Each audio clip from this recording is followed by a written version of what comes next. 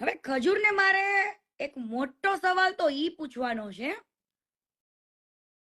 કે ભાઈ તું એક ટ્રસ્ટ ચલાવે છે, એક ટ્રસ્ટ નું તારી પાસે અકાઉન્ટ હશે જ, છે જ, બરાબર?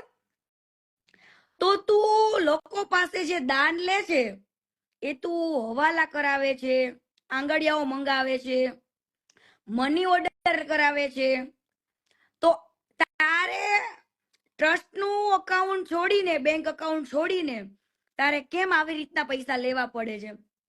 હે? તારી અમેરિકાથી પણ એટલી બધી ફરિયાદો છે.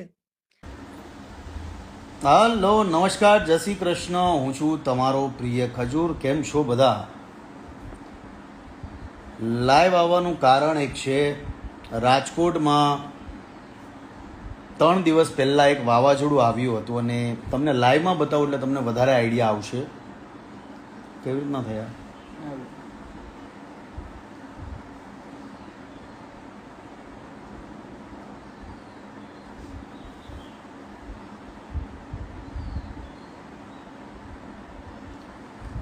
બે 3 દિવસ પહેલાં રાજકોટમાં વાવાઝોડું આવ્યું હતું અને એક માજી છે, વૃદ્ધ છે, જેમાં વાવાઝોડામાં એમના ઘરની હાલત એકદમ ખરાબ થઈ ગઈ છે અને કોઈ પણ વ્યક્તિ સપોર્ટ કરવા માટે નથી. તમને એ ઘરની હાલત બતાવું કે ઘરની હાલત કેવી છે.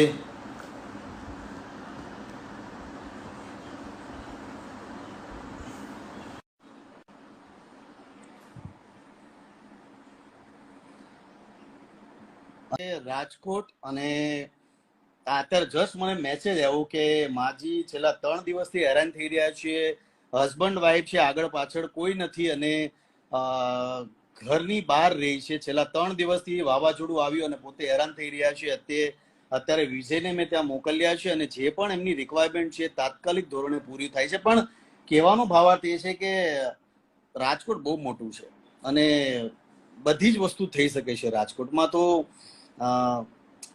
જો હું બેઠા બેઠા આ બધી વસ્તુને ધ્યાનમાં રાખી શકતો હો તો રાજકોટમાં તો ઘણી ખરી વસ્તુ થઈ શકે છે. તો વિજય ત્યાં જાય છે ને તમામ કામ અત્યારે પૂરું કરે છે. પણ તમામ લોકોને કહું છું કે વરસાદમાં જે લોકો હેરાન થઈ રહ્યા છે આજકાલ, કે આવનારા દિવસોમાં જે પણ લોકો વરસાદમાં હેરાન થવાના છે, એવા તમામ લોકોની સાથે આપણે ઊભા રહેવાનું છે. એવા તમામ લોકોની સાથે અને એવા તમામ લોકોની આપણે મદદ કરવાની છે. તો તમામ લોકોને કહું છું કે તમારી આજુબાજુમાં જે પણ આવા જરૂરિયાતમંદ લોકો હોય, વરસાદ આવવાનો છે, આવનારા દિવસોમાં ઘણી ખરી આવી નાની મોટી વસ્તુ થવાની છે અને ટેન્શન લેવાની કોઈ વાત નથી, પણ આપણે મળીને આ સિચ્યુએશનને ટેકલ કરવાની છે. તો રાજકોટનું આ કામ થઈ જશે, પણ આવનારા દિવસોમાં વરસાદના લીધે કોઈ પણ વ્યક્તિ હેરાન થાય છે તો મારો કોન્ટેક્ટ જરૂરથી સાચજો તમામ લોકો. બરાબર? જય માતાજી, જય શ્રી કૃષ્ણ.